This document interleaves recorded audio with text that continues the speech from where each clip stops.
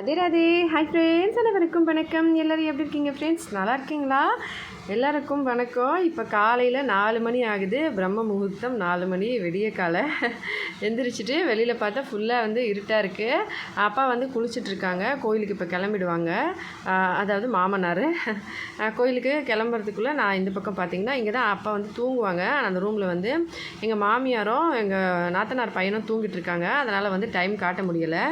ஃபஸ்ட்லாம் time காட்டுவேன் காலையில் 4 மணின்னு சொல்லி. இப்போ அவங்க தூங்கிட்டு இருக்காங்க. கொசு வலையெல்லாம் அந்த பக்கம் கட்டிருக்கிறதுனால உள்ளுக்குள்ளே போக முடியல. என் பசங்களும் நல்லா தூங்கிட்டு இருந்தாங்க. 4 மணிக்கு எழுப்பிட்டு நான் தண்ணி குடிச்சிட்டு கொஞ்சம் நேரம் யோகா பண்ணேன். அதுக்கப்புறம் பசங்க படிக்க ஆரம்பிச்சிட்டாங்க. என் பையன் இங்கிலீஷில் அந்த கொஸ்டின்லாம் கேட்டுட்டு இருந்தான். சின்னவன் எழுப்புனேன், எந்திரிக்கலை, அப்படியே கால் மேல் படுத்துக்கிட்டு இருந்தார். பெரியவர் 4 மணிக்கு எந்திரிச்சிட்டு படுத்துட்டு அப்படியே கொஞ்சம் கொஸ்டின்லாம் கேட்டுட்டு அப்புறமா எழுத ஆரம்பிச்சிட்டாரு. அப்புறம் 2 பேரும் 4 மணிக்கு எந்திரிச்சு படிச்சுட்டு கொஞ்சம் நேரம் யோகா அந்த மாதிரி பண்ணிவிட்டு ஃப்ரெஷ்அப் ஆகிட்டு சாப்பிட்டாங்க. சாப்பிட்றதுக்கு சத்து மாவு கொடுத்துருந்தேன்.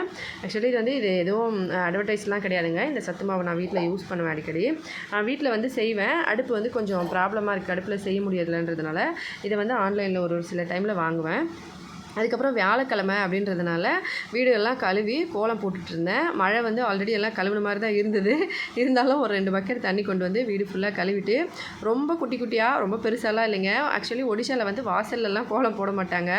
இந்த மாதிரி வாசப்படி லக்ஷ்மி பாதம் போட்டு சின்ன சின்ன கோலங்கள் போடுவாங்க.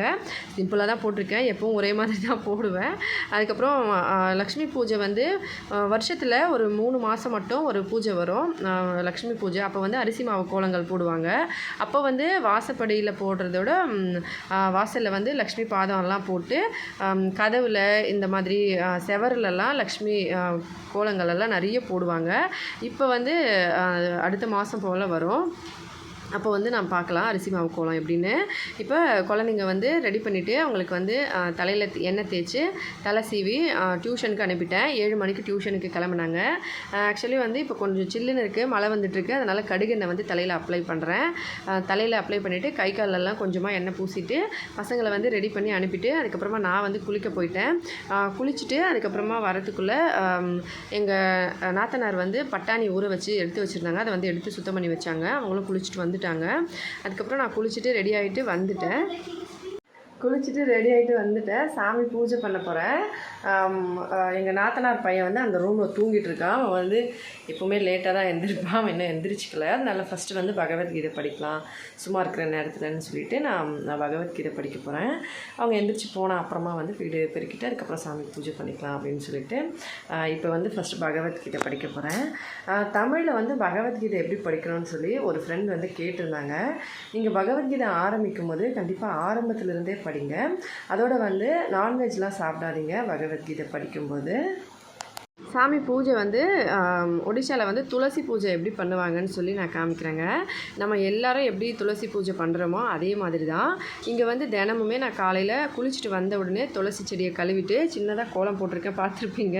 ஆக்சுவலி மழை வந்துட்டுருக்கு, அதனால் லைட்டாக சிம்பிளாக தான் கோலம் போட்டுட்டு அதுக்கப்புறம் துளசி செடியில் தண்ணி ஊற்றி ஊதுவத்தி கொளுத்தி வச்சு விளக்கில் எண்ணெய் ஊற்றி திரி போட்டு விளக்கு ஏற்றிட்டு இங்கே ஒரு சில டைமில் பிரசாதம் பண்ணுவாங்க, ஒரு சில டைமில் அப்படியே பூஜை பண்ணுவாங்க. நான் ஊதுவத்தி கொளுத்தி வச்சு விளக்கு ஏற்றி சாமி தண்ணி ஊற்றி பூஜை பண்ணிவிட்டு அதுக்கப்புறம் சாமி கும்பிட்டுட்டு உள்ளுக்குள்ளே வந்துட்டு சாமி பூஜை வீட்டில் ஃபஸ்ட்டு முடிச்சுட்டு அதுக்கப்புறம் துளசி பூஜை பண்ணேன். பகவத்கீதை ஏற்கனவே படிச்சுட்டேன்.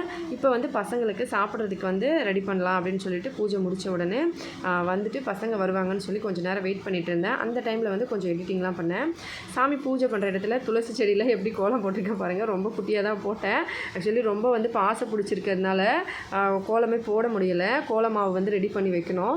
வீட்டிலையே ரெடி பண்ணிவிடுவேன். இப்போ கொஞ்சம் மழையாக இருக்குது, அதனால் கோலம் போடலனால ரொம்ப ரெடி பண்ணலை. நான் சீக்கிரமாக ரெடி பண்ணணும். வாசல்லலாம் இந்த மாதிரி தாங்க குட்டி குட்டியாக தான் ஒடிஷாவில் கோலம் போடுவாங்க. நானும் அதே மாதிரி போட்டிருக்கேன். அதுக்கப்புறம் சாமி பூஜை பண்ணிவிட்டு அவன் எல்லா வேலையும் முடிச்சுட்டு வந்துட்டேன். அம்மிக்கு அடுப்புக்கு எல்லா இடத்துலையும் பூஜை பண்ணிட்டேன். சாமி பூஜை பண்ணிவிட்டு பகவத்கீதை படிச்சுட்டு வந்துட்டேங்க. எப்போவுமே காலையில் எழுந்திரிச்ச உடனே எனக்கு ஃபஸ்ட்டு சாமி பூஜை பண்ணிவிட்டு அது குளிச்சுட்டு வந்தாலும் ஃபஸ்ட்டு வந்து சாமி பூஜை பண்ணிவிட்டு பகவத்கீதை படிக்கிற வரைக்கும் வேறு எந்த வேலையும் செய்ய தோணாது. இன்றைக்கி வந்து கொஞ்சம் மாமனாருக்கு பட்டாணி வேக வச்சதுனால சீக்கிரமாக ஃபஸ்ட்டு வேக வச்சுட்டு அவங்கள கோயிலேருந்து வரத்துக்குள்ளே ஃபுட் ரெடியாக பண்ணணும். அதனால் சீக்கிரமாக வேக வச்சுட்டு அதுக்கப்புறமா வந்து ஃபஸ்ட்டு சாமி பூஜை பண்ணிவிட்டு பகவத்கீதை படிச்சுட்டு வந்த அப்புறம் தான் கொஞ்சம் வீட்டில் உட்காரவே தோணும். ஏன்னா குளிச்சுட்டு வந்த அப்புறமா நம்ம சேர் மேலே உட்காருது, அங்கே பெட் மேலே உட்காரதுல ஒரு மாதிரி அன்கம்ஃபர்டபுளாக இருக்கும். அதனால் குளிச்சுட்டு வந்த உடனே முதல்ல சாமி பூஜை பண்ணால் தான் மனசுக்கு கொஞ்சம் நல்லாயிருக்கும். எங்கேயுமே உட்காரவே பிடிக்காது. இப்போ தான் வந்து சாமி பூஜை பண்ணிவிட்டு கொஞ்சம் நேரம் வந்து உட்காந்துட்டு இப்போ 8:30 ஆகிடுச்சு. பசங்க 9 மணிக்கு டியூஷன்லேருந்து வருவாங்க. அதுக்குள்ளே அவங்களுக்கு சாப்பிட்றதுக்கு ஏதாவது ரெடி பண்ணோம். ஏன்னா இப்போ ஸ்கூல் ஓப்பன் பண்ணிட்டாங்க. 10 மணிக்கு ஸ்கூலுக்கு கிளம்புவாங்க. அதனால் சரி சாப்பிட்றதுக்கு ஏதாவது ரெடி பண்ணலான்னு சொன்னேன். நேற்று வந்து சாதம் நிறைய இருந்தது. அதனால் கஞ்சி சாதம் செஞ்சுருக்கேன். தண்ணி ஊற்றி வச்சுட்டேன். அந்த சாதம் அப்படியே இருக்குது. அதனால் வந்து பொரியல் மாதிரி ஏதாவது பண்ணிவிட்டு பட்டாணி வந்து ஆல்ரெடி காலையிலே வேக வச்சுருக்கேன். அந்த பட்டாணி குழம்பு வந்து செஞ்சுட்டு அதிலே வந்து கொஞ்சமாக சாப்பிட சொல்லலாம் அப்படின்னு சொல்லி. ஆக்சுவலாக மாமனாருக்கு வந்து பட்டாணி குழம்பு செய்யும்போது நிறைய விசில் வச்சு நல்லா வேக வைக்கணும், நல்லா மசிச்சிருக்கணும். அதோட வந்து அந்த தோல் எல்லாம் வந்து எடுத்துகிட்டு குழம்பு செய்யணும். ப்ரெஷர் குக்கரில் வைக்கும்போது மேலே வந்து தோலெல்லாம் வந்துடும். அதை நம்ம ஈஸியாக ரிமூவ் பண்ணிடலாம். அதுக்கப்புறமா வந்து நம்ம குழம்பு வந்து ஈஸியாக செஞ்சுக்கலாம். அதனால் அதே மெத்தடில் வந்து நான் இப்போ வேக வச்சு ப்ரெஷரில் வந்து நல்லா ஒரு 2-3 விசில் விட்டுட்டு அதுக்கப்புறம் மேலே அந்த தோலெல்லாம் வந்துடும். அந்த தோலெல்லாம் ரிமூவ் பண்ணிவிட்டு அதுக்கப்புறமா குழம்பு செய்யறதுக்கு கரெக்டாக இருக்கும். இப்போ அது மாதிரி தான் செஞ்சுருக்கேன். அதே குழம்பு வந்து பசங்களுக்கும் வந்து கஞ்சி சாப்பிட்றதுக்கு கரெக்டாக இருக்கும். அதே சாப்பிட்டு எங்கள் மாமனாரோட டவல் எல்லாம் துவைக்கணும்னா சுடுதண்ணியில் அந்த டவல் போட்டு ஊற வச்சாதாங்க. ஏன்னா அவங்க வந்து மோஸ்ட்லி தினமும் வந்து டவல் தான் கட்டிட்டு கோயிலுக்கு போவாங்க. நல்லா பெருசாக முட்டிக்கு கீழே வர மாதிரி இருக்கும்.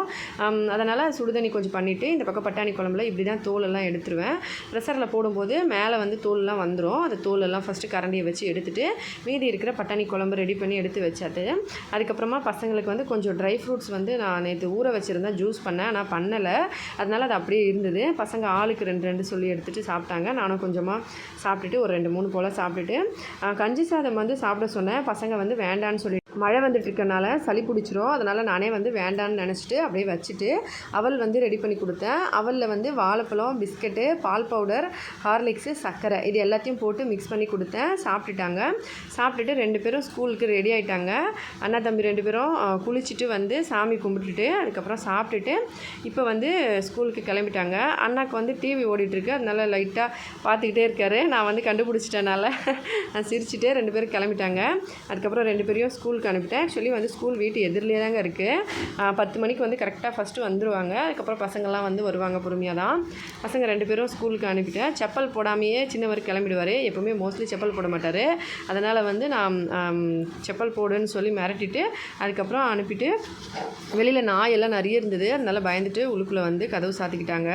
ஏன்னா வெளியே வந்து ரொம்ப தெரு நாயெல்லாம் ரொம்ப ஜாஸ்தியாக இருக்குங்க. அதனால் வந்து கொஞ்சம் பயமாகவே இருக்கும். அதனால் ஸ்கூல் வந்து இதாங்க. இதில் என்ன எழுதியிருக்கு, ஒடியால் எழுதியிருக்கு. ஆக்சுவலி என்னன்னு எனக்கு தெரியாது.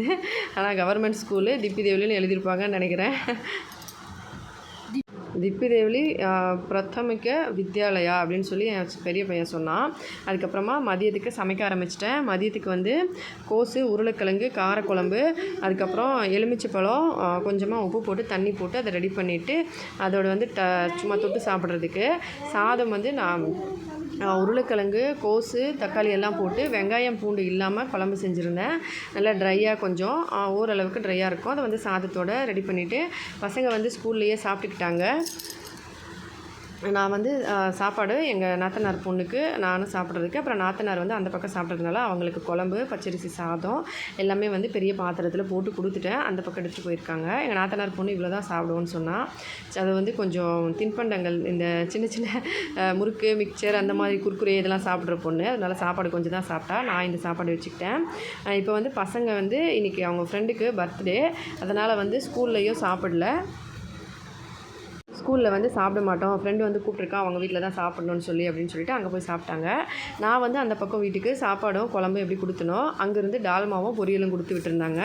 அதே மாதிரி இந்த பக்கம் சாப்பிட ஆரம்பிச்சிட்டேன். நல்லா சாப்பிட்டுட்டு அதுக்கப்புறம் பசங்களை வந்து இன்னும் போகலை அவங்க ஸ்கூலுக்கு.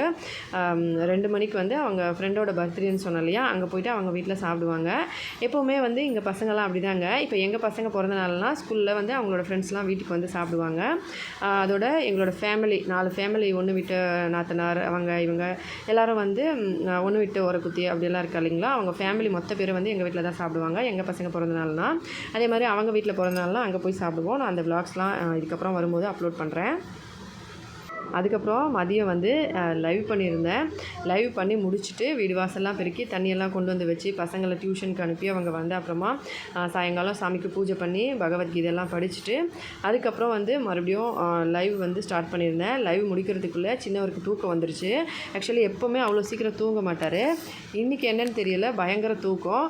அதனால் தூக்கம் வந்த உடனே நான் வந்து லைவ் ஸ்டாப் பண்ணிவிட்டு அதுக்கப்புறமா பசங்களுக்கு வந்து சாப்பாடு கொடுக்கலான்னு சொல்லி பாஸ்தா செஞ்சுருந்தேன். பாஸ்தா வந்து ரெடி பண்ணி பெரியவருக்கு சின்னவருக்கு எங்கள் நாத்தனார் பொண்ணுக்கு அந்த பக்கம் வீட்டுக்கு அக்காவுக்கு வந்து கொடுத்து விட்டுட்டேன். எல்லோரும் வந்து சாப்பிடும்போது குட்டியுண்டு வந்து சாப்பிடவே இல்லை.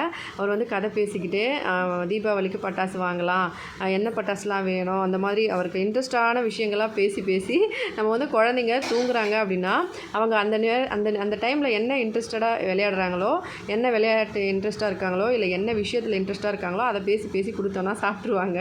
அந்த மாதிரி தான் கொடுத்துட்டு அதுக்கப்புறம் பாத்திரம்லாம் கழுவி எல்லாத்தையும் சுத்தம் பண்ணி வீட்டில் வந்து பெருக்கிட்டு பசங்களை வந்து பாய் போட்டுட்டான் பெரியவன்.